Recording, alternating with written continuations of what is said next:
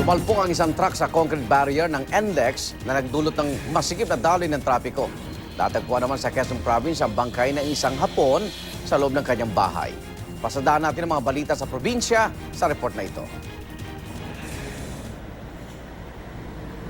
Isang 16-wheel truck na may kargang buhangin ang bumangga sa steel barrier sa North Luzon Expressway kagabi. Nagdulot ng mabigat na trapiko aksidente. Hindi kasi maialis ang nasabing truck dahil sa dami ng mga sakyang pabalik ng Maynila. Kwento ng driver ng truck, naramdaman na niya na nawala ng preno ang minamanehong truck. Hanggang sa bumangga na ito sa barrier. Ligtas naman ang mga sakay ng truck. 5 naman ang sugatan sa bangga ng isang oil tanker at isang SUV sa Iligan City. Kwento ng driver ng truck, habang binabagtas nito ang highway ay may biglang tumawid na isang tao. Kaya umiwas ito at sumalpok naman sa SUV. Naharap sa reklamong reckless imprudence resulting in damage to property ang nasabing driver. Nilooban naman ng mga magnanakaw ang Zamboanga del Sur National High School.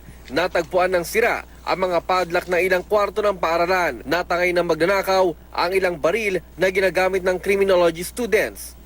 Maging ang 2,000 pisong pondo ng Parent Teachers Association ay nanakaw rin.